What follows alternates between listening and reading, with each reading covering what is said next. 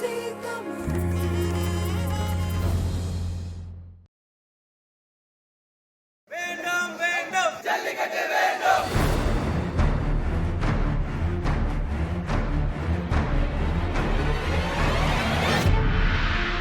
Jallikattu.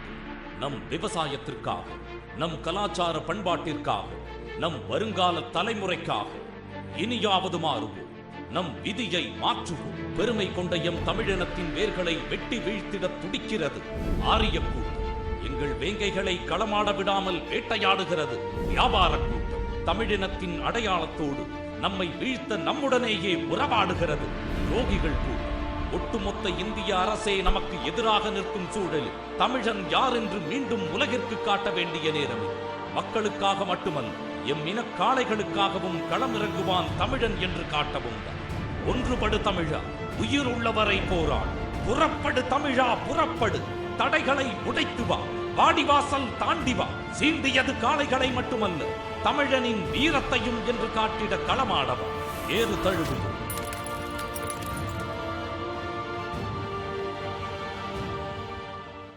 IBC Tamil, உலக தமிழருக்கோர் உறவு பாலம். இது உங்கள் சாட்டை நிகழ்ச்சி, ஜல்லிக்கட்டு சிறப்பு நிகழ்ச்சியாக வந்துள்ளது.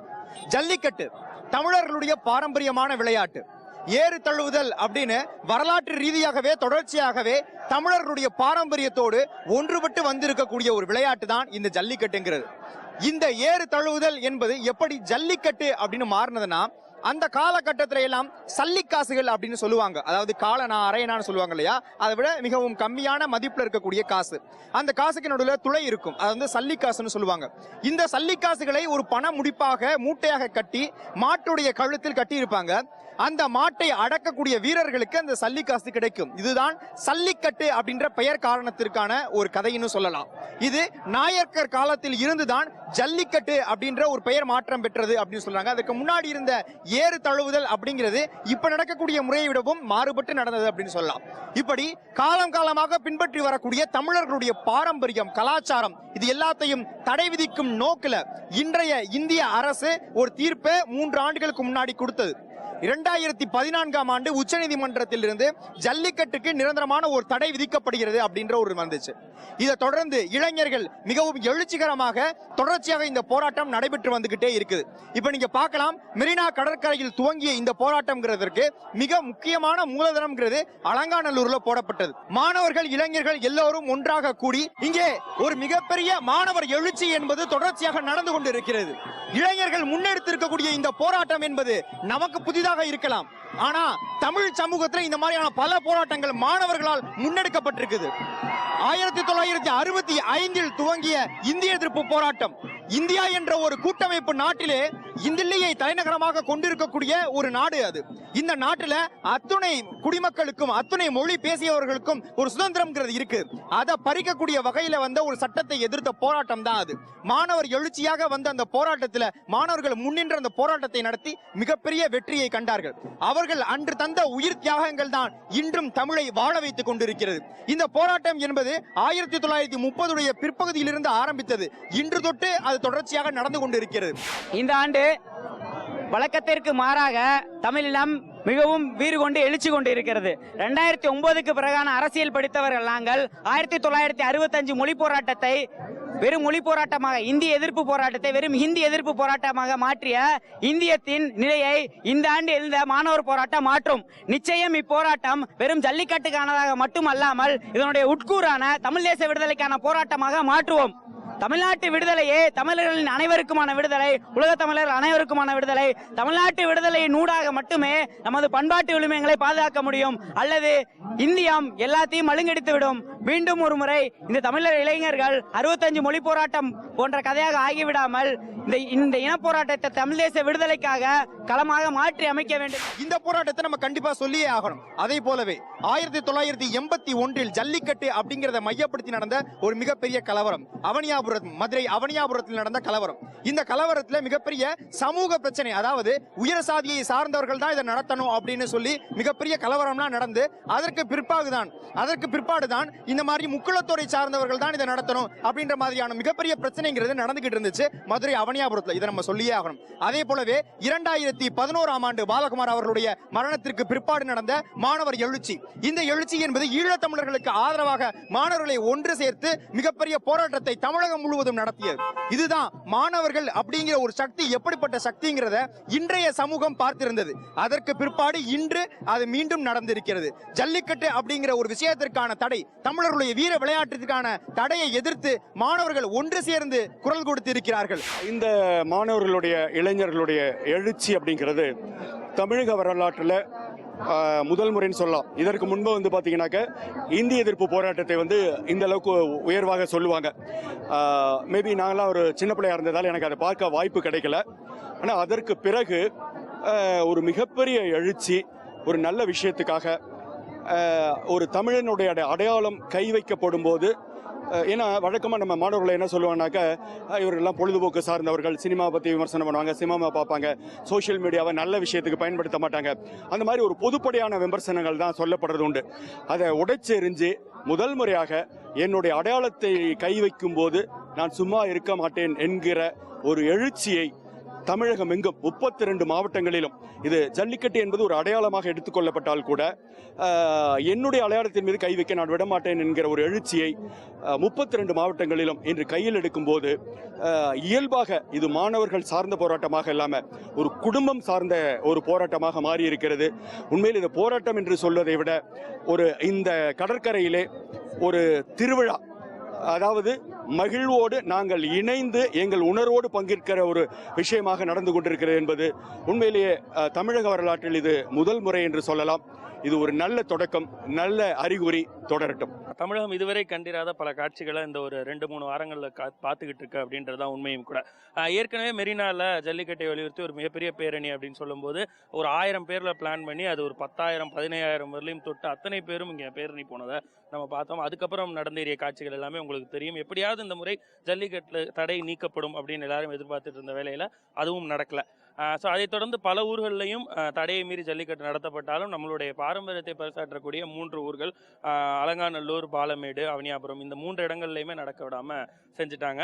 ஸோ அதையும் குறிப்பாக நேற்றுக்கு அலங்காநல்லூரில் நடந்த அந்த ஒரு போராட்டமானது, அந்த போராட்டத்தினுடைய உக்கிரம் எல்லாரையுமே மிகப்பெரிய அளவில் உலுக்கி எடுத்துச்சு அப்படின்னு கூட சொல்லலாம். நேற்றுக்கு விடிய விடிய சமூக வலைதளங்களில் போடப்பட்ட பதிவுகள் மூலமாக அது நமக்கு ரொம்ப தெளிவாக தெரிய வந்துச்சு.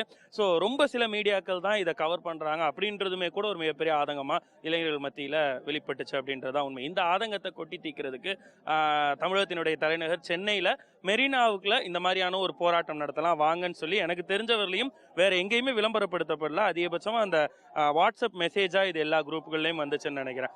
ஒரே நோக்கமா அவங்க கேட்கக்கூடிய கோரிக்கைகள் அப்படின்னு பார்க்கும்போது இதுக்கு உடனடியாக அவசர சட்டம் கொண்டு வரணும் அப்படின்றதும் அண்ட் பீட்டாவை தடை செய்யணும் அப்படின்றது தான் அவங்களுடைய மிகப்பெரிய கோரிக்கைகளா இருக்கு.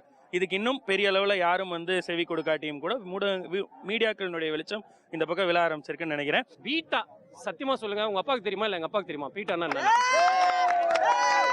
யாருக்குமே தெரியாது. அவங்க ஒன்னா வாழ்ந்துட்டு வந்தவங்க. இப்ப புதுசா வந்துட்டு நான் எங்க அப்பாட்ட பேச சொல்றேன், இல்லப்பா ஜல்லிக்கட்டு இனிமே கிடையாதான், பீட்டான்னு அவங்க நிறுத்திட்டாங்க. எங்க அப்பா முதல்ல என்ன கேட்பாரு, அசிங்கமா ஒரு வார்த்தையை கேட்டு எவன் அவன் பீட்டான் தான் கேட்பாரு. புரியுதுங்களா? சோ யாரோ வந்தேரிகள்லாம் நம்மள ஆளக்கூடாதுங்க. யாரோ ஏதாவது ஒரு நல்ல விஷயம்னா பரவாயில்ல, இது நடத்துங்க, மக்களுக்கு எல்லாம் ஒன்னா சேர்ந்து ஹெல்ப் பண்ணுங்க, கொள்ளுங்கன்னு ஆரம்பத்துல இருந்தே தமிழனுக்கு மட்டும் ஒதுக்கி வச்சு இப்ப யோசிச்சு பாருங்க. விவசாயிகளை யோசிச்சுக்கோங்க. என்னைக்காவது நம்ம கேட்டுப்போமா அந்த காலத்துல விவசாயிலாம் சூசைட் பண்ண செத்தான்ட்டு? இப்ப பாத்தீங்கன்னா டெய்லி அவன் செத்துக்கிட்டே இருக்கான். கரும்பு விலையை ஏத்துறாங்கன்னு சொன்னாக்கா நம்ம ஆளுகளே கோவப்பட்டுறாங்க. எப்படி அப்படின்னு அவன் எப்படி வாழ்வான்? விவசாயத்தை பார்க்கணும். இப்ப இருக்கிற யங்ஸ்டர்ஸ்லாம் தாறுமாறா இருக்காங்க. தாறுமாறா, சும்மாலாம் இல்ல, பயங்கர ஃபயரோட இருக்காங்க. இப்ப அவங்க எல்லாம் ஒண்ணு சேர்ந்து நாட்டுல இருக்க முக்கியமான விஷயங்களுக்குலாம் அவங்க ஒண்ணு சேர்ந்து குரல் கொடுக்கணும்னு ஆசைப்படுறேன். இப்ப இந்த அளவுக்கு ஜல்லிக்கட்டுக்கு இந்த அளவுக்கு நிக்கிறவங்க அதே மாதிரி தமிழ்நாட்டோட விவசாயிகளுக்கும் முன்னாடி நின்று குரல் கொடுப்பாங்கன்னு ஆசைப்படுறேன். எங்களுடைய ஆதரவு கட்டாயமா இவங்க எல்லாருக்குமே இருக்கும். எங்களுடைய கலாச்சாரத்தை அழிச்சிடாதீங்க. இது மிகப்பெரிய வரலாறு, மிக மிக மிக மிகப்பெரிய வரலாறு. அந்த காலத்துல வீரம் வளைஞ்ச மண் ஏன் சொன்னாங்க, இது ஒரே வீர விளையாட்டின்னு ஏன் சொன்னாங்க? சும்மா என்ன, இப்ப நீங்க பாக்குறீங்க ஸ்பெயின்ல எல்லாம் குத்தி சாவடிக்கிறான். நம்மள எவனா போய் பிளேடு போட்டுருவானா ஒரு மாட்டு மேல? அவன் தாங்க எல்லா நாளுமே வளர்த்தான், அவன் தாங்க சோற போட்டு அவனுடைய காலை கூட அவன் விளையாடிக்கிறான். என்கிட்ட காலை கிடையாது, நான் இதை டிவில தான் பார்த்திருக்கேன். எனக்கே இவ்வளவு வருதுனாக்கா அதோட வாழ்ந்து ஒன்றி வளர்ந்தவனுக்கு எவ்வளவு கோபம் வரும்.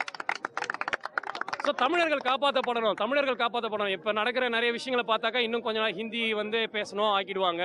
ஓகே நான் லாங்குவேஜ் கூட கத்துக்கிறேன், நாளைக்கு நான் வெளில எங்கேயா போனா எனக்கு யூஸ் ஆகும்ட்டு. என்ன எப்படி நான் ஒழிச்சிக்க முடியும்? ஐயோ நான் தமிழன் இல்லைன்னு நான் ஒழிஞ்சிட முடியுமா? நான் தமிழையாயோ நான் தமிழையன் தான் போய் நினைக்க முடியும். ஸோ தமிழர்களுக்காக இங்கே வந்திருக்க எல்லா தமிழர்களையும் ஒன்று சேர்த்து நானும் இந்த போராட்டத்தில் பங்கேற்கிறது இங்கே நான் சந்தோஷப்படுறேன், பெருமைப்படுறேன். இது கட்டாயமாக தொடருங்க. என்னைக்கு தமிழர்களுக்காக எல்லாருமே ஒன்று சேர்ற டைமில் நாங்கள் எல்லாருமே ஒன்றா சேர்ந்து குரல் கொடுப்போம். இதுவரைக்கும் மாணவர் எழுச்சிக்கான வரலாறை பற்றி பார்த்தோம். இப்ப இந்த தடைக்கு பின்னால் இருக்கக்கூடிய வரலாறை பார்க்கலாம். 1991ஆம் ஆண்டு இந்தியா உலகமயமாதல் அப்படின்ற கொள்கையை கையில் எடுத்ததற்கு பிற்பாடு துவங்கியதுதான் இந்த பிரச்சனைகள் எல்லாமே. இதற்கு பின்னர் தான் மேனகா காந்தி அவர்கள் அரசியல்ல தனக்குன்னு ஒரு மிக முக்கியமான ஒரு பொறுப்பை வகிக்கணும் அப்படின்னு முன் வர்றாங்க. அப்ப அவங்க கையில் எடுத்ததுதான் அனிமல் வெல்ஃபேர் அப்படின்ற ஒரு விஷயம். அதாவது விலங்குகள் நல்ல ஆர்வலர் அப்படின்ற மாதிரி தன்னை முன்னிறுத்திக்கிட்டாங்க. இந்த நேரத்துல தான் சின்னி கிருஷ்ணா அப்படின்னு சொல்லக்கூடியவர் அவரும் சென்னைக்கு வர்றாரு. அவரும் இந்த மாதிரியான சித்த மருத்துவத்தை ஒழிக்கக்கூடிய ஒரு சில விஷயங்கள்லாம் செயல்பட்டு அந்நிய முதலீடு இருக்கக்கூடிய மருந்துகளை இந்த இந்திய சந்தையில விற்கணும் அப்படின்னா அவரும் முன்ன வர்றாரு. இவங்க இருவரும் இணையக்கூடிய அந்த தருணத்துல, அதாவது 2000 தான் பீட்டா அப்படின்ற நிறுவனம் இந்தியாக்குள்ள நுழையுது. இவங்க இந்த தடைக்கு பின்னால் இருக்கக்கூடியவங்க யார் யாரு அப்படின்னு சொல்லி பார்த்தோம்னா சின்னி கிருஷ்ணா அவர்களை சொல்லலாம். அவருடைய மனைவியாக இருக்கக்கூடிய நந்திதா கிருஷ்ணா, இவங்க தான் ப்ளூ கிராஸ்ல மிக முக்கியமான ஒரு பொறுப்புல இருக்காங்க. மேலும் ராதா ராஜன், அதாவது RSS சார்ந்தவர், இவரும் மிக முக்கியமான ஒருத்தரா இருக்காரு. அம்பிகா சுக்லா என்று சொல்லப்படக்கூடிய பீப்பிள் ஃபார் அனிமல்ஸ் அப்படின்ற ஒரு NGO, அதுல மிக முக்கியமான நபராக இருக்கக்கூடியவர். மேலும் மேனகா காந்தி அவர்கள், இவங்க 5 பேரும் தான் இதுல மிக முக்கியமானவங்க. இவங்க 5 பேருமே பிராமண சமூகத்தை சார்ந்தவர்கள் என்பது குறிப்பிடத்தக்க விஷயம். இவங்க தான் 2000 துவங்கி ஜல்லிக்கட்டு அப்படிங்கிற ஒரு விஷயத்தை தடை செய்யணும் அப்படின்னு முன்ன வர்றாங்க. ஏன் இதை தடை செய்யணும் அப்படிங்கிற பட்சத்துல ஜல்லிக்கட்டு அப்படின்றது நடக்கும் வரைதான் இந்தியால A2 ரக பால் அப்படிங்கிறது இருக்கும். A2 ரக பால்ங்கிறது பல நோய்களுக்கு மருந்தாக செயல்படக்கூடிய ஒரு பால். ஆனா A1 ரக பால்னு சொல்லக்கூடிய வெளிநாட்டிலிருந்து இறக்குமதி செய்யக்கூடிய அந்த மாடுகள் உற்பத்தி செய்யக்கூடிய பால்ங்கிறது மிக மோசமான விளைவுகளை கொடுக்கும். இந்த பாலை குடிக்கிறதுனால மிகப்பெரிய அளவுக்கான விளைவுகள் நம்மளுடைய மக்களுக்கு வருகிறது. அதாவது நீரிழிவு நோய், அந்த மாதிரியான நோய்கள் சிறிய வயதிலிருந்தே வரக்கூடிய பேர் ஆபத்து இந்த A1 ரக பால்னால இருக்குது. இதற்கான மருந்தையும் பன்னாட்டு நிறுவனங்கள் இங்க கொண்டு வந்து விற்க ஆரம்பிச்சிட்டான். ஆக மொத்தத்துல பிள்ளையையும் கிள்ளி விட்டு தொட்டிலையும் ஆட்டி விடக்கூடிய கதையை தான் இங்க இந்திய சந்தையா அவங்க பயன்படுத்தி செஞ்சுக்கிட்டு வந்துகிட்டு இருக்காங்க. இதை இங்க நடத்தணும் அப்படிங்கிறதுக்காக வெளிநாட்டு கம்பெனிகளுடைய ஏஜென்ட்டாக செயல்படுறவங்க தான் இந்த விலங்குகள் நல ஆர்வலர்கள் அப்படின்ற போர்வையில் இருக்கக்கூடிய இந்த 5 பேர் மற்றும் ஒரு சிலர். ஆனா உண்மையிலே அனிமல் வெல்ஃபேர் இருக்கக்கூடியவங்க அப்படின்னு பார்த்தோம்னா இன்று இந்த ஜல்லிக்கட்டை நடத்தியே ஆக வேண்டும் அப்படின்னு போராடக்கூடிய நாட்டுக்காளை அப்படின்ற ஒரு இனத்தை காப்பாற்றணும் அப்படின்னு போராடி இருக்கக்கூடிய இந்த மாணவர்களை தான் நம்ம குறிப்பிடும். 2000ஆவது ஆண்டில் இருந்து ஜல்லிக்கட்டு மீதான பார்வை இந்த பீட்டாவுக்கு விழுக ஆரம்பிச்சது. அப்பையிலிருந்தே தொடர்ச்சியான பிரச்சாரங்கள் செய்ய ஆரம்பிச்சாங்க, ஜல்லிக்கட்டை நடத்தக்கூடாது அப்படின்ற மாதிரி. 2004-05 அதற்கு பிறகுதான் ஒரு வழக்கானது உயர்நீதிமன்ற கிளை மதுரை கிளைக்கு போகுது.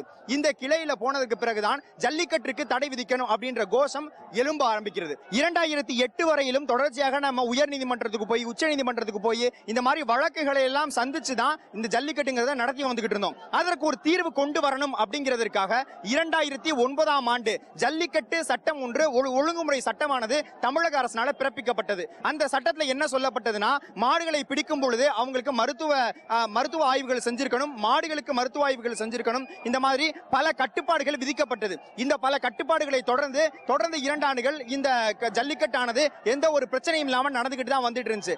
2011க்கு பிறகுதான் இது மீண்டும் எழும்ப ஆரம்பித்தது.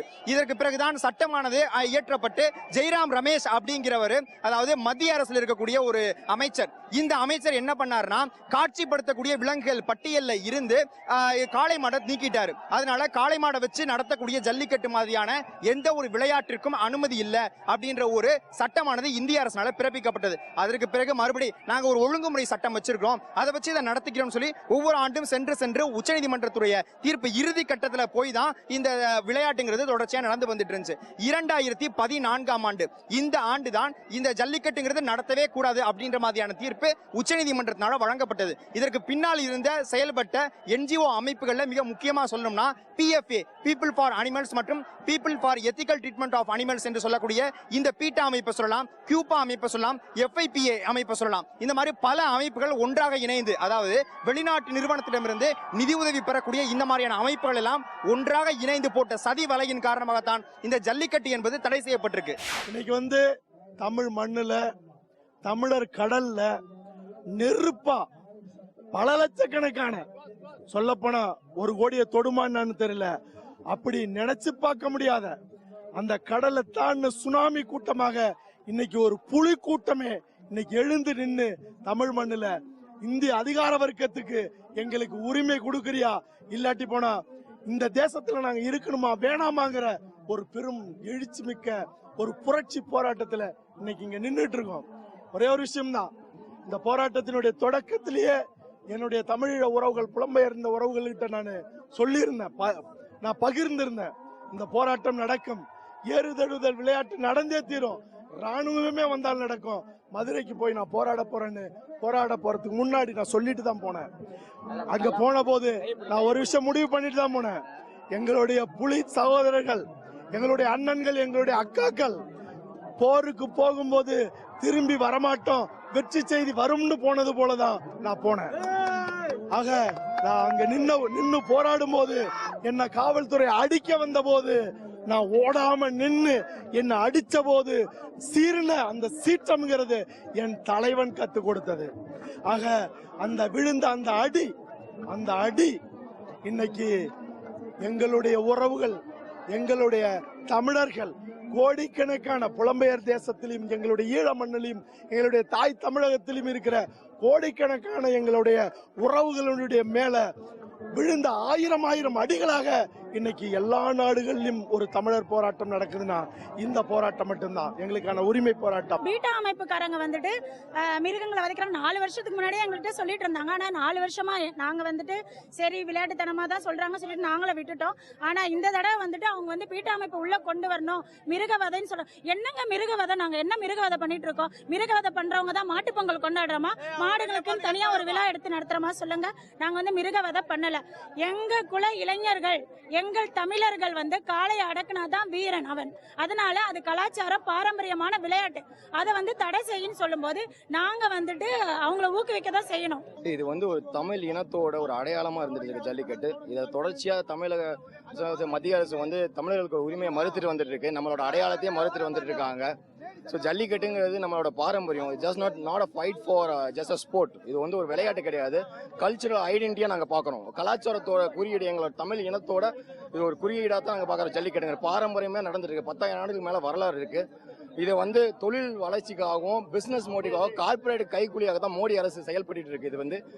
இது வந்து யூஎஸ்ல வந்து டைரி பிசினஸ் வந்து பெரிய $60 பில்லியன் பிசினஸ். ஸோ அவங்க கூட கை ஒத்தி இங்கே வெட்டினரி பிசினஸை கொண்டு வரக்காகவும் நாட்டு மாடுகளை அழிச்சு புதுசாக கொண்டு வர இனவருத்தி பண்ணி இவங்க பண்ண மாடு மாதிரி இருக்க எதையோ ஒன்று கொண்டு வரக்கதான் பண்ணிருக்காங்க. ஜனவரி 16 கூட இங்கே 50 மாடு டென்மார்க்லேருந்து வந்து எழுந்திருக்கதா நம்பிக்கைகரமான தகவல் வந்திருக்குது. ஸோ இனவருத்தி பண்ணி அவங்க பிசினஸ்க்குள்ள கொண்டு வரக்கான முயற்சியாக தான் இதை பார்க்குறோம். ஸோ இதை நாங்கள் தடை பண்ணுவோம், இதை கண்டிப்பாக நாங்கள் அலோவ் பண்ண மாட்டோம். இது வந்து எங்கள் பாரம்பரியம், இதை வந்து யாருக்குமே உரிமை கிடையாது. சுப்ரீம் கோர்ட் வந்து சுப்ரீம் கிடையாது, மக்கள் தான் சுப்ரீம். இங்கே சுப்ரீம் கோர்ட்டுக்கு வந்து ஒரு காளை மாடை வளர்த்ததை பற்றி தெரியாது, குழந்தை மாதிரி வளர்த்து யாரும் வதை பண்றது கிடையாது. புல் டைமிங் வந்து இப்போ வதையெல்லாம் கிடையாது. செத்து போன காளைக்கு ஊர்காளைக்கு வந்து கோயில் கட்டி கும்பிட்டு இருக்காங்க எங்க தமிழனுங்க. ஸோ அந்த அளவுக்கு எங்களுக்கு தெரியும். உலகத்திலே மாட்டு பொங்கல், மாடுக்கு பொங்கல், சாமி கும்பிட்டு பொங்கல் கொண்டாடுற ஒரே இனம் தமிழ் இனம் மட்டும்தான்.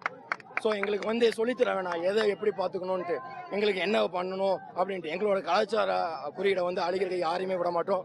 எங்களுக்கு ஜல்லிக்கட்டு நடத்துகிற நிரந்தரமா எங்களுக்கு அனுமதி தரணும். சுப்ரீம் கோர்ட் தடை விதித்தாலும் மீறி நடக்கும், சிட்டிலையும் நடக்கும். இனிமேல் இத்தனை ரூரல் ஏரியாவில் நடந்திருந்தது, இனிமேல் சிட்டிலையும் நடக்கும் அப்படின்னு தெரிவிச்சுக்கிறோம். ஜல்லிக்கட்டை உடனே நடத்த வேண்டும், பீட்டா அமைப்பை தடை செய்ய வேண்டும் என்கிற கோரிக்கைகளை வலியுறுத்தி தமிழகம் முழுவதும் மிகப்பெரிய அளவில் தன்னெழுச்சியாக மாணவர்களும் இளைஞர்களும் இன்றைக்கு கிளர்ந்தெழுந்து ஒரு மாபெரும் போராட்டத்தை முன்னெடுத்திருக்கிறார்கள். மாணவர்கள் இளைஞர்களுடைய இந்த தன்னெழுச்சியான இந்த போராட்டத்தை நான் வரவேற்கிறேன். அவர்களுடைய அந்த போராட்டம் வெற்றியடைய வாழ்த்துகிறேன். தொடர்ந்து தமிழகத்துடைய உரிமைகள் தொடர்ந்து புறக்கணிக்கப்படுகிற காரணத்தினால், தமிழகம் வஞ்சிக்கப்படுகிற காரணத்தினால் அதனுடைய தொடர்ச்சி தான் இன்றைக்கு இந்த இளைஞர்களுடைய மாணவர்களுடைய இந்த மாபெரும் எழுச்சி. எனவே இதை மத்திய மாநில அரசுகள் புரிந்து கொள்ள வேண்டும். மத்திய அரசு நினைத்திருந்தால் ஜல்லிக்கட்டை இந்த வருடம் நடத்தியிருக்க முடியும். அதற்கு நிறைய அவகாசம் இருந்தது. ஒரு சட்ட திருத்தத்தின் மூலமாக, ஒரு அவசர சட்டத்தின் மூலமாக இந்த ஜல்லிக்கட்டை நடத்தியிருக்கலாம். ஆனால் அதற்கான முயற்சியை மத்திய அரசு எடுத்திடவில்லை. தொடர்ந்து நாங்கள் ஜல்லிக்கட்டை நடத்துவோம் என்று நம்பிக்கையை தந்து கடைசி நேரத்தில் ஏமாற்றி இருக்கிறார்கள். இந்த அரசு பொறுப்பேற்ற 2.5 வருட காலத்தில் நூற்றுக்கணக்கான அவசர சட்டங்களை இந்த அரசு நிறைவேற்றி இருக்கிறது. எனவே இத்தகைய ஒரு அரசிற்கு இந்த விஷயத்தில் ஒரு அவசர சட்டத்தை கொண்டு வருவது ஒரு பெரிய ஒரு விஷயம் அல்ல. ஆனால் ஜல்லிக்கட்டு நடத்தக்கூடாது என்பதை நோக்கமாக கொண்டிருக்கிற காரணத்தினால், பீட்டா அமைப்பிற்கு ஆதரவு தொடர்ந்து மோடியினுடைய அரசு தந்து கொண்டிருக்கிற காரணத்தினால் ஜல்லிக்கட்டை நடத்துவதற்கான முயற்சியை மோடியினுடைய அரசு எடுத்திடவில்லை. எனவே இப்போது ஏற்பட்டிருக்கிற தமிழக மக்களுடைய இந்த பேரெழுச்சியை பார்த்ததற்கு பிறகாவது உடனடியாக தாமதம் இல்லாமல் தயக்கமில்லாமல் அவசர சட்டத்தை கொண்டு வந்து ஜல்லிக்கட்டை நடத்துவதற்கான வழிவகைகளை செய்திட வேண்டும், நடவடிக்கைகளை எடுத்திட வேண்டும் என்று நான் மத்திய அரசை வலியுறுத்தி கேட்டுக்கொள்கிறேன். இந்த வழக்கானது 2008ஆம் ஆண்டும் உச்சநீதிமன்றம் நீதிமன்றங்களுக்கு சென்று வந்தது. அதற்கு பிறகுதான் தமிழக அரசு ஒரு சட்டம் இயற்றுது. ஜல்லிக்கட்டு ஒழுங்குமுறை சட்டம் 2009 அப்படிங்கிறத அந்த சட்டம். இந்த சட்டத்தின் அடிப்படையில 36க்கும் அதிகமான செக்லிஸ்ட் வந்து வைக்கிறாங்க.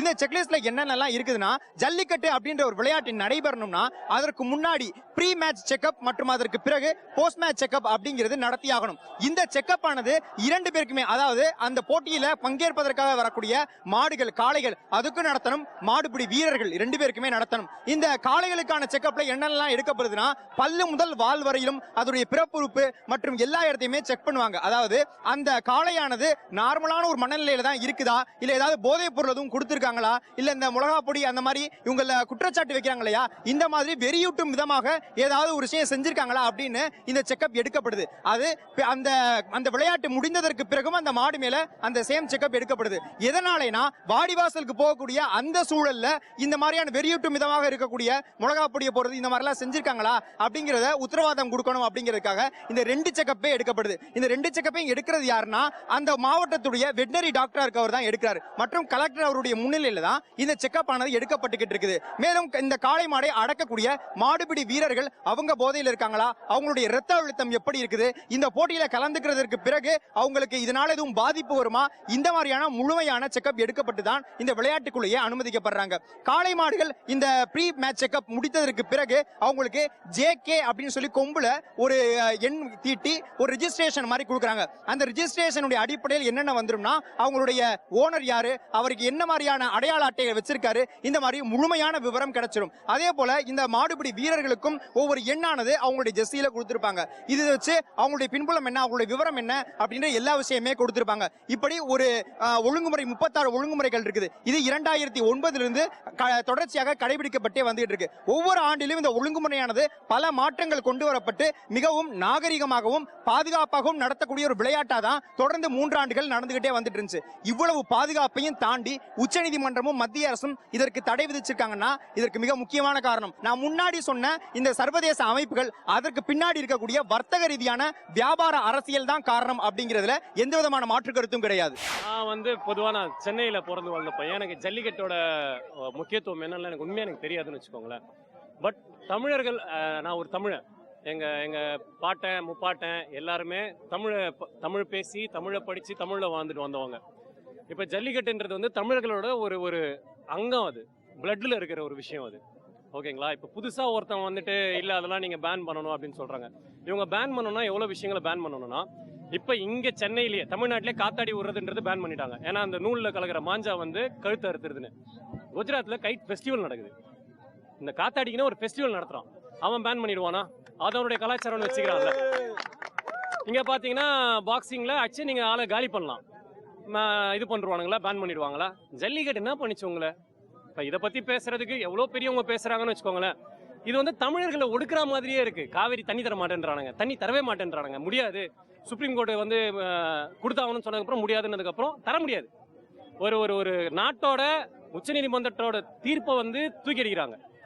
ஓகே, நம்ம என்ன நினச்சிப்போம், சரி ஓகே நமக்கு ஏதாவது கொஞ்சம் தண்ணி இருக்கும் அதை வச்சு பார்த்துக்கலாம். இப்போ நம்ம கிட்ட இருந்தே சுரண்ட ஆரம்பிக்கிறாங்க. ஒன்றும் போது இன்னும் எவ்வளோ நாள் தான்? திடீர்னு நாளைக்கு என்கிட்ட சொல்லுவான், உங்கள் அப்பா தமிழர் கிடையாது, உங்கள் அப்பா எங்கெந்தோ வந்த ஒருத்தர்னா நான் ஏற்றுக்க முடியுமா? என்னோட வரலாறு எங்கே போச்சு? அப்போ என்னுடைய சந்ததி என்ன ஆகும்? என்னுடைய மொழி எங்கே போகும்? என்னுடைய கலாச்சாரம் எங்கே போகும்? என்னுடைய பண்பாடு எங்கே போகும்? என்னுடைய நாடு என்னங்க ஆகும்? என்னுடைய தமிழ்நாடு என்னங்க ஆகும்? நாளைக்கு வேற இதுன்னு வச்சிருவீங்களா நீங்கள்? இதை நான் எந்த ஒரு அரசியல் கட்சியை சார்ந்தோ இல்லை யாருடைய ஒரு இவங்களுக்கோ அவங்களுக்கோ இவங்களுக்கு சப்போர்ட்டிவாவோ அவங்களுக்கு இதுவாலாம் இல்லை. இன்னைக்கு நான் தமிழன், நான் பிறந்து வாழ்ந்தது தமிழ்நாட்டில், நான் சாப்பிட்றது தமிழ்நாட்டோட சாப்பாடு, தமிழன்ற முறையில் எனக்கு ஒரு எதிர்ப்பு நான் காட்டுறதுக்காக இந்த மாணவர்களோட சேர்ந்து என்னோட எதிர்ப்பையும் நான் காட்டிட்டு இருக்கேன். எங்களுக்கு ஜல்லிக்கட்டு நடக்கணும். இங்கு எழும்பி இருக்கக்கூடிய இந்த மாணவர் எழுச்சி என்பது ஜனவரி 17ஆம் தேதி துவங்கியது. அந்த நேரத்துல துவங்கும் பொழுது ஆரம்பத்துல 30 இருந்து 50 பேர் தான் நின்றுட்டு இருந்தாங்க. அப்ப அந்த போராட்டக்காரங்களை மறைக்கணும் அப்படிங்கிறதுக்காகவே காவல்துறை அவங்களுடைய வாகனத்தை எடுத்துட்டு வந்து முன்னாடி நிப்பாட்டி அந்த போராட்டத்தை மறைச்சாங்க. ஆனால் இன்றைய சூழல்ல இருக்கக்கூடிய மக்களை பார்க்கும் பொழுது யாருனாலுமே மறைக்க முடியாத மிகப்பெரிய போராட்டமாக இது உருவெடுத்திருக்கு அப்படின்னே சொல்லலாம். இதே போலதான் இந்த ஜல்லிக்கட்டுக்கு பின்னாடி இருக்கக்கூடிய தடைக்கு பின்னால் இருக்கக்கூடிய வியாபார அரசியல் அப்படிங்கிறது எவ்வளவு பெரிய அனிமல் வெல்ஃபேர் அப்படின்ற காரணத்தை காட்டி மறைச்சாலும் அதற்கு பின்னால் இருக்கக்கூடிய வியாபார நோக்கம்ன்றதை யாருனாலையுமே மறைக்க முடியாது. இன்னும் சொல்ல போனோம்னா நம்மளுடைய நாட்டுக்காளைகள் அப்படின்னு சொல்லக்கூடிய இந்த இனமானது கிட்டத்தட்ட ஆரம்ப காலகட்டத்திலிருந்து பண்டைய தமிழன் வளர்த்து வந்த காளைகளுடைய எண்ணிக்கை 108க்கும் அதிகமானது. ஆனா இன்று இந்தியா முழுக்க இருக்கக்கூடிய காளைகளுடைய வகைகள் அப்படின்னு பார்த்தோம்னா 30க்கும் அதிகமானது மட்டும் தான் இருந்துகிட்டு இருக்கு. இதுல ரொம்ப குறிப்பா தமிழகத்துல இருக்கக்கூடிய காளைகள்னு பார்த்தோம்னா 6 தான். அதுலயும் ஒன்று மிகவும் வெர்ஜ் ஆஃப் எக்ஸ்டிங்ஷன் சொல்லுவாங்க, அழியக்கூடிய நிலையில இருக்குது அப்படின்ற அளவுக்கு தள்ளி போயிருச்சு. இந்த நாட்டுக்காளைகள் இங்கு பிறக்கக்கூடிய நாட்டுக்காளைகளை ஒரு விவசாயி பிறக்கும் போதே அவன் எந்த மாதிரி அந்த காளை வளரும் அப்படின்றத முடிவு பண்ணிடுவான். அந்த காளை பிறந்து அந்த மாடு கிட்ட பால் குடிச்சிட்டு அது துள்ளி ஓடும் இல்லையா, அதை பார்த்து இது எதற்கு சரியான மாடு அப்படின்னு அவன் வகை பண்ணிடுவான். குறிப்பா ஒரு கண்ணுக்குட்டியானது பால் குடிச்சிட்டு மந்தமாவே இருந்ததுன்னா அதை மண்டி மாடு அப்படின்னு சொல்லப்படக்கூடிய, அதாவது பொதி சுமக்கிறதுக்கு மட்டுமே தான் உபயோகம் பண்ணுவான். இன்னொரு சில மாடுகள் அதாவது அது பால் குடிச்சிட்டு கொஞ்சம் சுறுசுறுப்பா இருந்ததுன்னா அதை ஏறி இழுப்பதற்காக உழவில் பயன்படுத்திய தமிழன். அதற்கு பிறகு இருக்கக்கூடிய ஒரு மாடு வகைகள் அது ஏன்னா பால் குடிச்ச உடனே அதிகமா துள்ளி குதிச்சு ஓடும். இந்த மாடுகளை தான் ஏறு தழுவுதல் என்று சொல்லக்கூடிய வீர விளையாட்டிற்காக பழக்கப்படுத்த ஆரம்பிச்சான். இந்த 3 மாடுகள் மூலமாக வரக்கூடிய விந்தணுக்கள், அதாவது இதுல நடக்கக்கூடிய இன விருத்தி அப்படிங்கிறது உலகத்தில் இருக்கக்கூடிய எந்த நாட்டு காளைகள் எந்த காளைகள்னாலையும் செய்ய முடியாத அளவிற்கு மிகவும் அற்புதமான தன்மை உடையது. இந்த விந்தணுக்கள் மூலமாக உருவாக்கக்கூடிய கன்றுகள் மற்றும் இது மூலமாக பிறந்து வரக்கூடிய பசுமாடுகள் தான் A2 ரக பால்களை உற்பத்தி செய்வதற்கு தகுதியான ஒரு மாடுகளாக இருந்து வந்துகிட்டு இருக்கு. A1 ரக பால் எங்க இருந்து வருதுன்னா ஜெர்சி மாடுகள் என்று சொல்லப்படக்கூடிய வெளிநாட்டிலிருந்து இறக்குமதி செய்யக்கூடிய மாடுகள், அதுதான் இந்த மாதிரி A1 ரக பால்களை உற்பத்தி செஞ்சுக்கிட்டு இருக்கு. இன்னும் சொல்ல போனோம்னா இந்த ஜல்லிக்கட்டு அப்படிங்கிற விஷயத்தை தடை பண்ணோம்னா மிச்சம் இருக்கக்கூடிய விஷயம்னா நாம உழவுக்காக பயன்படுத்துறது, அதையும் டிராக்டர் வச்சு முற்றிலுமா அழிச்சிட்டாங்க. மிச்சம் இருக்கக்கூடியது இந்த மாதிரி பொதி சுமக்கிறது, அதையும் அழிச்சிட்டாங்க. அதாவது வாகனங்கள் ஊர்திகள் எல்லாம் கொண்டு வந்து இங்க இருக்கக்கூடிய ஜல்லிக்கட்டு மட்டும்தான். அந்த ஜல்லிக்கட்டுங்கிற விஷயத்தை தடை செஞ்சிட்டோம்னா முழுமையாக நாட்டுக்காளை மூலமாக உருவாகக்கூடிய அந்த சத்தான விந்தணுக்கள் மூலமாக உருவாகக்கூடிய ஒரு இனமே அழிஞ்சிரும் அப்படிங்கிறது தான் வெளிநாட்டு வியாபாரிகளுடைய திட்டம். அந்த திட்டத்தை தான் இங்க செயல்படுத்திட்டு வந்துகிட்டு இருக்காங்க. இங்கே இருந்து ஒட்டுமொத்தமா இந்த ஜல்லிக்கட்டை அழிக்கிறது மூலமாக நாட்டுக்காளைன்ற இனம் அழிஞ்சிருச்சுன்னா கண்டிப்பா இனவிருத்திக்காக ஆர்டிபிஷியல் இன்செமினேஷன் சொல்லக்கூடிய செயற்கை முறையில் கருவூட்டக்கூடிய ஒரு முறை வெளிநாட்டு வியாபாரிகள் வியாபாரமாக செய்து கொண்டிருக்கக்கூடிய அந்த முறைக்கு தான் ஒட்டுமொத்த இந்தியாவில் இருக்கக்கூடிய வியாபார சந்தையும் போகும். அது மூலமா அவங்க தங்களுடைய ஆதாயத்திற்காக ஜெர்சி பசுக்களை உள்ள கொண்டு வருவாங்க. ஜெர்சி பசுவானதை விவசாயிகள் அதிகமாக வாங்குவாங்க. ஏன்னா அது 15 லிட்டர் வரைக்கும் பால் கறக்கும். ஆனா அது பால் கிடையாது, பால் மாதிரி சொல்லக்கூடிய ஒரு நச்சுத்தன்மையான ஒரு திரவம் தான். ஆனா நாட்டுக்காளைகள் உற்பத்தி செய்யக்கூடிய அந்த விந்தணுக்களில் உருவான இனவிருத்தியில் வந்திருக்கக்கூடிய அந்த பசுமாடுகள் உற்பத்தி செய்யக்கூடிய அந்த பாலானது A2 ரகம்னு சொல்லுவாங்க. இந்த A2 ரக பால்ங்கிறது மிகவும் சத்தான ஒன்றாக அமையும். 3 லிட்டர் வரை தான் A2 ரக பால்ங்கிறது உற்பத்தி செய்ய முடியும் ஒரு நாளைக்கு. ஆனா அந்த 3 லிட்டரும் கண்டிப்பாக ஒரு மருந்தை போல செயல்பட்டு வந்து இருக்கு அப்படின்றதுல எந்த விதமான மாற்று கருத்தும் கிடையாது. இந்த A1 ரக பால் வகைகளை நம்ம உட்கொள்றதுனால என்ன மாதிரியான பிரச்சனைகள் என்ன மாதிரியான விளைவுகள் நமக்கு வரும்னு கேட்டோம்னா நீரிழிவு நோய் வருவதற்கான பேராபத்து இருக்கு. மற்றும் இந்த நீரிழிவு நோயை வச்சு மிகப்பெரிய வியாபாரம் அரசியல் செஞ்சுக்கிட்டு இருக்காங்க. இந்த நீரிழிவு நோய்க்கான மருந்தை கொண்டு வந்து இங்க விற்கிறதுலையும் மிகப்பெரிய வியாபார சந்தையாக இந்தியா செயல்பட்டுக்கிட்டு வருது. இந்த நோயை குணப்படுத்துவதற்கு ஒரே ஒரு மருந்து இருந்தா கூட குணப்படுத்திடலாம். ஆனா அப்படி குணப்படுத்தி இருந்தோம்னா மறுபடியும் இதை வச்சு வியாபாரம் செய்ய முடியாது. அப்படிங்கிறதுனால தான் கொஞ்சம் கொஞ்சமா ஒருத்தனுக்கு நீரிழிவு நோய் வந்துச்சுன்னா அவன் சாகர வரையிலும் மருந்து பயன்படுத்தியே ஆகணும் அப்படின்ற மாதிரி ஒரு மாயைய ஒரு பிம்பத்தை இங்க உருவாக்கி வச்சிருக்காங்க. மேலும் இங்க இருக்கக்கூடிய மக்களுக்கு அந்த பாலை அருந்துறதுனால ஒரு மந்தமான ஒரு சூழலே இருக்கக்கூடிய பேராபத்து இருக்கும் அப்படின்னு பல ஆராய்ச்சியாளர்கள் ஆராய்ந்து சொல்றாங்க. இந்த அளவுக்கான பேராபத்தை கொண்டிருக்கக்கூடிய இந்த A1 ரக பால்களை தான் கடந்த 15 ஆண்டுகளாகவே இந்தியாவுடைய மத்திய அரசும் மாநில அரசும் ஒட்டுமொத்த நாடு முழுவதும் பரவ விட்டுருக்காங்க. இன்னும் சொல்ல போனோம்னா நம்ம தமிழக அரசு 18,000 மாடுகள் இலவசமா கொடுத்தாங்க இல்லையா, இது அத்தனையுமே ஜெர்சி மாடுகள் தான். இந்த அளவுக்கான பேராபத்தை தான் ஒட்டுமொத்த இந்தியா முழுவதும் நம்ம எல்லாரும் பால்களாக வாங்கி பருகிக்கிட்டு இருக்கிறோம். இப்படி தன்னெழுச்சியாக வந்திருக்கக்கூடிய இளைஞர்களை எல்லாம் பார்த்து ஊடகவியலாளர்கள் பல பேருமே பல குழப்பத்தோட கேட்கறாங்க, எப்படி திடீர்னு ஒரு நாள்ல இந்த போராட்டம் முளைச்சிருக்கு அப்படின்னு கேட்கறாங்க. ஆனா இது உண்மையிலேயே ஒரே நாள்ல முளைச்ச போராட்டம் கிடையாது. 2014 இந்த ஜல்லிக்கட்டுன்ற வீர விளையாட்டுக்கு ஒரு தடை வந்ததுல இருந்தே மக்கள் மத்தியில கொஞ்சம் கொஞ்சமா சேர்த்து வைக்கப்பட்ட குமுறல்கள் தான் இன்று வெளிப்பட்டிருக்குது. ஒவ்வொரு ஆண்டும் இதை வச்சு மிகப்பெரிய அரசியல் விளையாட்டுகளை மக்கள் தொடர்ச்சியா சமூகத்துல பார்த்துக்கிட்டு தான் வந்துகிட்டு இருந்தாங்க. சென்ற ஆண்டு கூட மறைந்த முதலமைச்சர் ஜெயலலிதா அவர்கள் சரியா பொங்கல் அன்று ஒரு கடிதம் எழுதுறாங்க மத்திய அரசுக்கு. அதாவது உடனடியாக அவசர சட்டம் ஒன்று கொண்டு வரணும், ஜல்லிக்கட்டை நடத்தணும்னு. இந்த மாதிரி இந்த கடந்த ஆண்டு முழுவதுமே மத்தியில் இருக்கக்கூடிய பாரதிய ஜனதா அரசாக இருக்கட்டும், இல்ல தமிழகத்தை ஆண்டு கொண்டிருக்கக்கூடிய அனைத்து இந்திய அண்ணா திராவிட முன்னேற்ற கழக அரசாக இருக்கட்டும், தொடர்ச்சியா இந்த ஜல்லிக்கட்டை நடத்தியே தீர்வோம், தமிழர்களுடைய பாரம்பரியத்தை பாதுகாப்புன்னு சொல்லிட்டு பல விளையாட்டுகளையும் நாடகத்தையும் நடத்திட்டு தான் வந்துகிட்டு இருந்தாங்க. ஆனா கடைசி வரையுமே இந்த தடைன்றது நீங்கிய பாடு கிடையாது. இது எல்லாத்தையுமே பார்த்து வளர்ந்த இந்த மக்களுக்கு இதுதான் சரியான தருணம், நம்மளுடைய குமுறல்கள் ஒட்டுமொத்தமா வெளிப்படுத்தணும் அப்படின்னு ஒட்டுமொத்தமா வெளிப்படுத்தி இருக்கக்கூடியதா தான் இங்க நம்ம பார்க்க முடியுது. ஒரு பெண்களை நாங்க எல்லாரும் இங்க கூடி இருக்கோம்னா எங்களுக்கு தெரியும் எங்க குடும்பத்துல இருக்கிறவங்களோட உணர்வுகள் என்ன அப்படின்னு சொல்லிட்டு. சோ இது வந்து உணர்வு போராட்டம்னு சொல்றதால நாங்க பெண்கள் நாங்க முன்னுக்கு வந்திருக்கோம். சோ நீங்களும் எங்களோட கை சேர்த்து போராடணும்னு உங்களை எல்லாரையும் கேட்டுக்கிறோம். தமிழர்கள் ஒன்று கூடி இருக்காங்கன்றது பெரிய விஷயம் இல்லைங்க.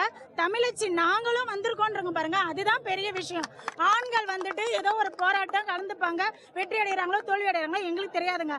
ஆனா தமிழர்கள் ஆகிய நாங்க எல்லாருமே எங்க தமிழ் இளைஞர்கள் பக்கம் நாங்க பக்கபலமா இருந்து கண்டிப்பா ஜல்லிக்கட்டுக்கு ஆதரவு கொடுக்கற வரைக்கும் நாங்க போராட்டம் இருப்போம். உயிர் போனா கூட, இந்த இடத்துல எங்க உயிர் போனா கூட தமிழ் கலாச்சாரம் பாரம்பரியத்துக்காக தான் போகுதுன்னு சொல்லிட்டு எங்க உயிரை கொடுக்கறதுக்கும் நாங்க தயாரா இருக்கோம். இந்த ஜல்லிக்கட்டுன்றது எங்க ஊர்ல நடக்கும் போது நாங்க ரொம்ப பெருமையா நடக்குது. இது வந்து கண்டிப்பா வந்து சீக்கிரமா வந்து பன்னீர்செல்வம், நம்ம முதலமைச்சர் பன்னீர்செல்வம் இதெல்லாம் பார்த்து சீக்கிரமா வந்து நம்மளுடைய ஸ்டூடெண்ட்ஸ் பவரை வந்து காட்டணும். ஒவ்வொருடைய உரிமை இது. நம்ம ஒரு ஓட்டு போடுறோம்னா ஒரு உரிமை இல்லையா, அந்த மாதிரி வந்து இது வந்து நம்ம போராட்டத்துடைய உரிமை. கண்டிப்பா இது ஜெயிக்கணும். ஸ்டூடெண்ட்ஸ் நான் வந்து ஒத்துழைப்பு கொடுப்பேன். எங்க வீட்லயும் வந்து என் பையனும் வந்து இன்ஜினியர் தான் படிக்கிறேன். இவனும் காலையில இருந்து நேத்துல இருந்து இங்க தான் இருக்காங்க. இதை காட்டணும்னு சொல்லிட்டு நான் 2 நாளா வந்து பாத்துட்டு இருக்கேன். நான் கடவுள்கிட்டயே பிரார்த்தனை பண்ணிக்கிறேன். நான் என் குழந்தைங்களுக்கு எல்லாம் ஆதரவு கொடுக்கறதுக்கு வந்திருக்கேன். பாருங்க, சமைச்சு கொண்டு வந்து என் குழந்தைங்களுக்கு எல்லாம் போட்டிருக்கிறேன். நானு அவங்க எல்லாரும் சக்தியோட நின்று எல்லாரும் போராடணும். கடைசி வரைக்கும் போராடுவோம். இந்த கருத்தியலுக்கு முழுக்க காரணம் வந்து எப்பவுமே வந்து மத்திய அரசு ஒரு ஒடுக்கப்பட்ட சமூகத்தை தாக்குற ஒரு கேரக்டரை வந்து அவங்க வந்து டிஃபால்ட்டாவே வச்சிருக்கிறாங்க. அப்படிங்கிற பட்சத்துல இந்த ஒரு கலாச்சாரம் அப்படிங்கிறது வந்து தமிழ்நாட்டில் இருக்கிற ஒரு கலாச்சாரம், ஜல்லிக்கட்டு அப்படிங்கிற ஒரு வீர விளையாட்டு.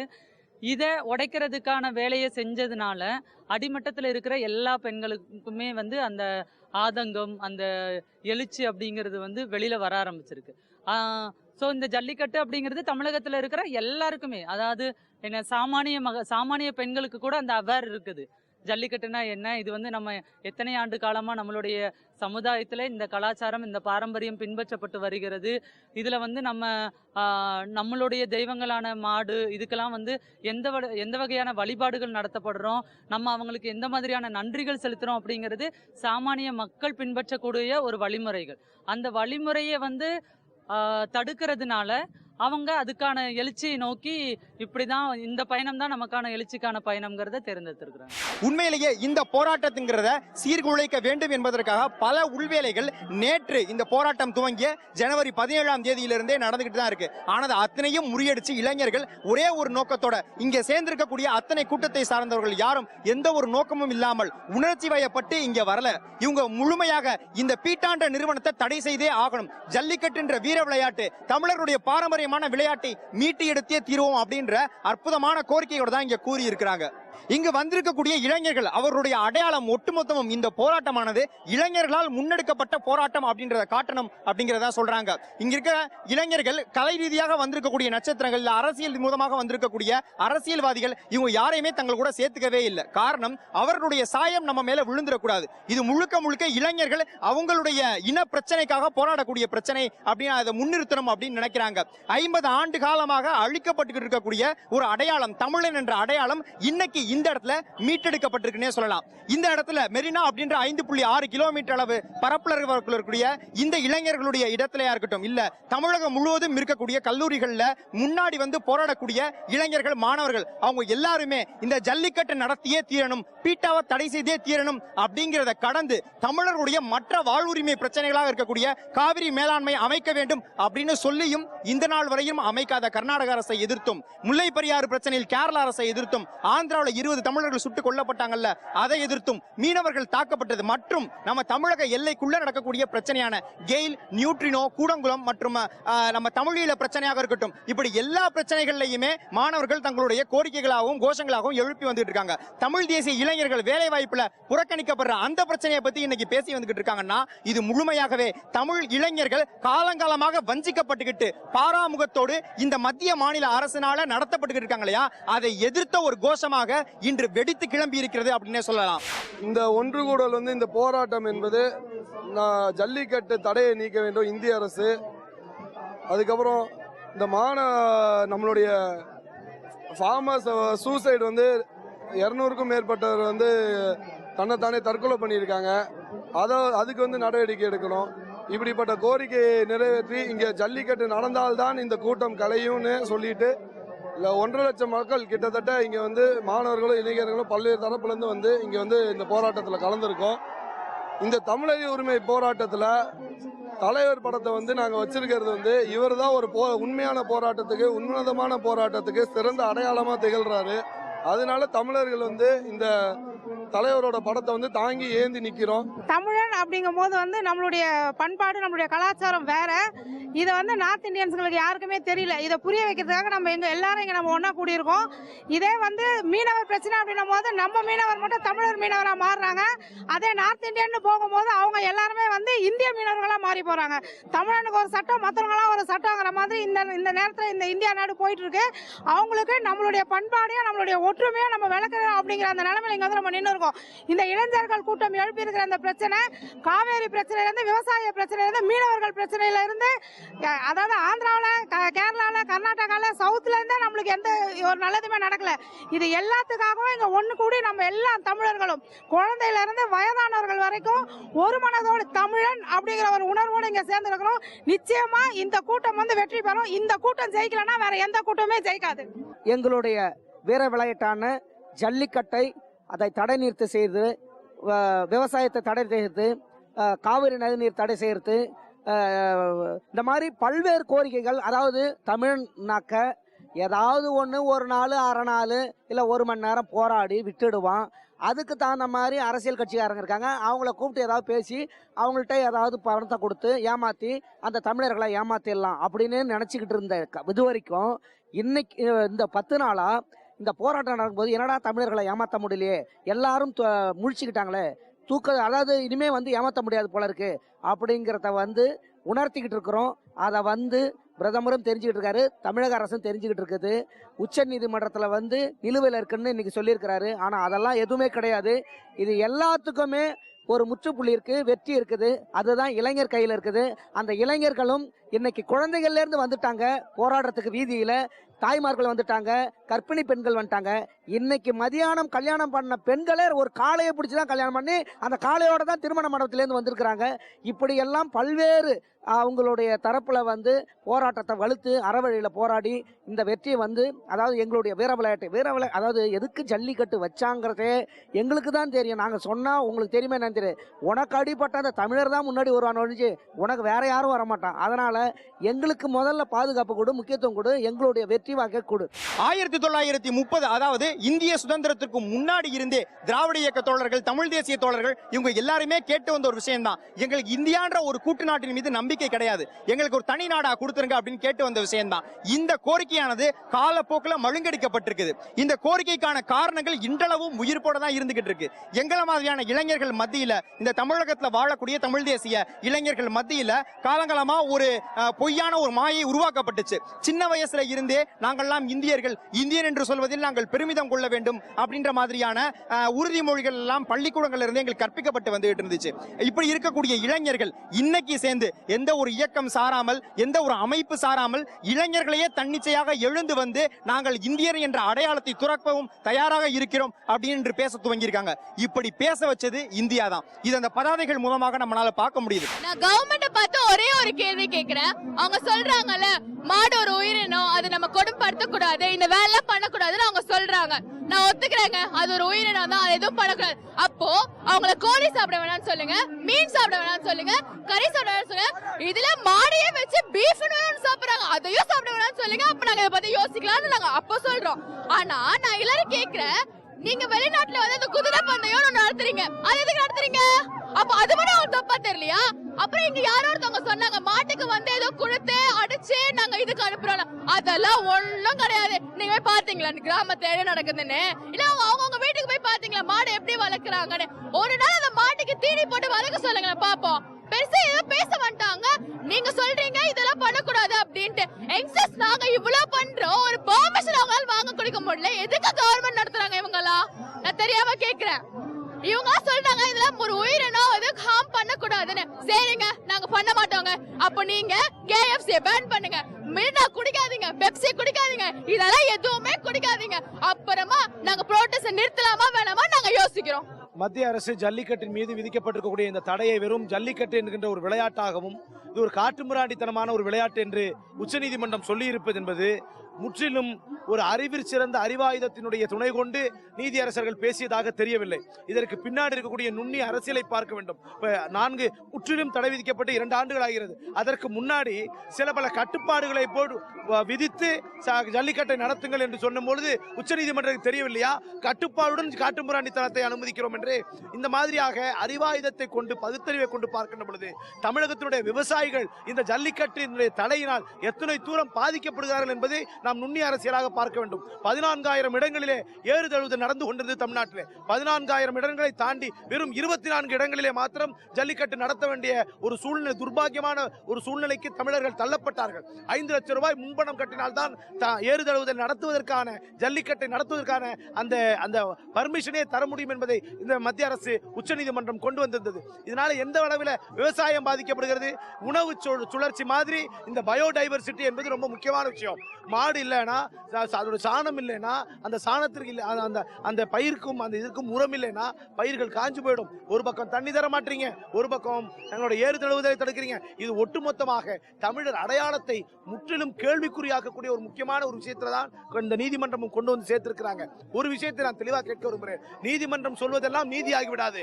1850 மாராப்பு அணிவது தப்பு என்று சொல்லி அதற்கு தடை விதித்த திருவிதாங்கூர் சமஸ்தானத்தினுடைய உத்தரவை அங்கே இருந்த நீதிமன்றம் தூக்கி பிடித்தது. ஆக சட்டம் ஒரு இருட்டறை, அதில் வழக்கறிஞருடைய வாதம் தான் அதில் வெளிச்சம் என்று சொன்ன அண்ணாவினுடைய உண்மையான விஷயம் நடந்திருக்கு. ஆக நீதிமன்றம் என்பது சரியான ஒரு பார்வைக்கு வர வேண்டும். இதை மோடி அவர்கள் நீதிமன்றத்தில் இருக்குன்னு சொல்லக்கூடியதை ஏற்றுக்கொள்ளும்படியாக இல்லை. இது உணர்ச்சி போங்க கேட்கல. நாங்க கேட்கிற ஒரே கேள்வி அதுதான். ஆர்டினன்ஸ்ல எத்தனையோ விதமான பவர்ஸ் இருக்கு.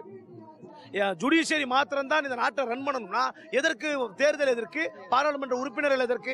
ஆக மோடி அவர்கள் மிக தெளிவாக இந்த தமிழர்கள் உணர்வுகளை புரிந்து கொள்ளாதனுடைய காரணம் தான் தெரியுது. அதாவது உச்சநீதிமன்றம் ஒரு ஆங்கிலத்தில் ஒரு பதம் சொல்லுவாங்க, ஆல்டர்னேட்டிவ் கன்வீனியன்ட் ஆல்ட்ரூயிசம் என்ற ஒரு வார்த்தை இருக்கிறது. தேவையான பொழுது நியாய பிரமாணங்களை பேசிக்கொள்ளலாம் என்று. இதுல இன்னும் ரொம்ப ஆழமா பார்க்க போனோம். KS ராதாகிருஷ்ணன் என்கின்ற ஒரு நீதியரசர் தான் ரொம்ப தெளிவாக பீட்டா கொடுத்த இந்த வழக்கில் ஜல்லிக்கட்டுக்கு தடை விதிச்சிருக்கார். KS ராதாகிருஷ்ணன் ரிட்டையர் ஆனதுக்கு அப்புறமா 3 மாசத்திலேயே பீட்டா கொடுத்த விருதை வாங்கியிருக்கிறார். நீங்க எப்படி அப்ப விருதை வாங்க முடியும்? அப்ப இந்த ஜல்லிக்கட்டை தடை பண்ணதுக்காக பீட்டா கொடுத்த விருதை வாங்கியிருக்கிறீங்களா? மிஸ்டர் KS ராதாகிருஷ்ணன், உங்களை பார்த்தான் கேட்கிறோம். நீங்கள் விருதை திருப்பி தயாரா? நீதியரசர்கள் அத்தனை பேரும் சிந்திக்க வேண்டும். நீங்க பேசுறது அவ்வளத்தையும் நீதியாக ஏற்றுக்கொள்ள முடியாது. இது மிகப்பெரிய மனித உரிமை மீறலாகத்தான் நாங்கள் பார்க்கிறோம். கலாச்சார ரீதியாக மீறல்கள் தான். எத்தனையோ முறை நீதிமன்றத்துடைய வாசல்களை நாங்களும் மாற்றுத்திறனாளிகள் கூட தட்டி இருக்கிறோம். எங்க போச்சு அப்பெல்லாம்? ஆர்டிகல் 377 தடை உத்தரவு பண்ணி அதை அழகான ஒரு நேர்த்தியாக AP ஷா கொடுத்த உத்தரவின் பொழுது அதை தள்ளுபடி செய்து கான்ஸ்டிடியூஷன் தான் எங்களுக்கு பிரைமரி, நீங்க வெளிநாட்டினுடைய வியாக்கியானங்கள் பேசாதீர்கள் என்று சொன்ன இந்த உச்சநீதிமன்றத்துக்கு புத்தி இப்பொழுது எங்கே போனது? ஆக விவசாய விவசாயி தற்கொலை செய்து கொண்டு மாண்டு கொண்டிருக்கிறான். இந்த பக்கம் தமிழர் அடையாளத்தை மறுக்கிறீர்கள், தண்ணி தரமாட்டீங்க, இங்க இருந்து நிலக்கரி எடுத்துட்டு போயிருவீங்க. ஆக போஸ்டல் வில்லை மாத்திரம் வெளியிடுவீர்களா? உங்களுக்கு எல்லாம் எதுக்கு நாங்க இன்கம் டாக்ஸ் கட்டணும்? தமிழர் உணர்வுகளை புரிந்து கொள்ளாத உங்களுடைய அரசை, இந்திய அரசை தூக்கி எறிவதற்கு கண்டிப்பாக நாங்கள் தயாராக இருப்போம். அதனால் முன்னெடுப்பை இந்த 2 கம்புகளை வைத்து நாங்கள் முன்னெடுப்போம் என்று சொல்லி நாங்கள் இந்த ஜல்லிக்கட்டுக்கான இந்த தடையை உடனடியாக மோடி அவர்களே விளைவுகளை சிந்திக்காமல் அங்க உட்கார்ந்து இவரு ஓபிஎஸ் எங்களோட முதலமைச்சர் சால்வை போட்டுருக்கிறார் நினைச்சிட்டு இருக்காதீங்க.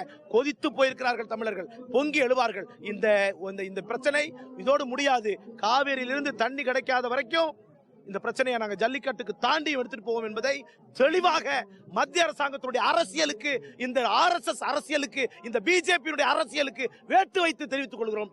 நன்றி, வணக்கம். தமிழீழ பிரச்சனையும் தமிழர்களுக்கான உரிமை எப்போது மீட்கப்படும் என்றால் இலங்கை என்ற வரைபடத்திலிருந்து தமிழீழம் தனியாக பிரிந்து ஒரு நாடாக அமையும் பொழுதுதான் இருக்கும். அதே போலதான் இன்று தமிழர்களுடைய வாழ்வுரிமை பிரச்சனையாக இருக்கக்கூடிய அத்தனைகளுக்குமான தீர்வு இந்தியா என்ற வரைபடத்திலிருந்து தமிழ்நாடு என்ற தனி நாடு அமையும் பொழுதுதான் ஏற்படும்னு இன்று இளைஞர்கள் பேசிக்கிட்டு இருக்காங்கன்னா, கண்டிப்பா இந்த போராட்ட வடிவம் என்றது நாளைய காலகட்டத்தில், எதிர்காலத்தில் மிகப்பெரிய அளவில் ஒரு மாற்றத்தை எடுக்கும்ன்றதுல எந்த விதமான மாற்று கருத்தும் கிடையாது.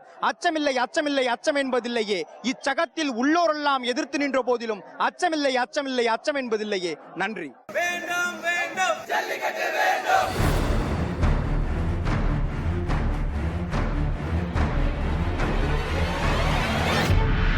வேண்டும் ஜல்லிக்கட்டு.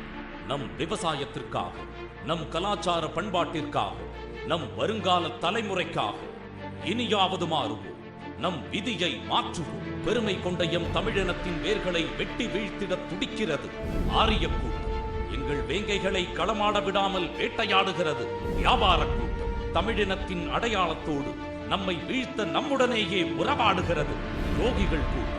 ஒட்டுமொத்த இந்திய அரசே நமக்கு எதிராக நிற்கும் சூழலில் தமிழன் யார் என்று மீண்டும் உலகிற்கு காட்ட வேண்டிய நேரம். மக்களுக்காக மட்டுமல்ல, எம் இன காளைகளுக்காகவும் களமிறங்குவான் தமிழன் என்று காட்டவும் தான். ஒன்றுபடு தமிழா, உயிர் உள்ளவரை போராடு. புறப்படு தமிழா புறப்படு, தடைகளை உடைத்து வா, வாடிவாசல் தாண்டி வா. சீண்டியது காளைகளை மட்டுமல்ல, தமிழனின் வீரத்தையும் என்று காட்டிட களமாடவா. ஏறு தழுவுவோம்,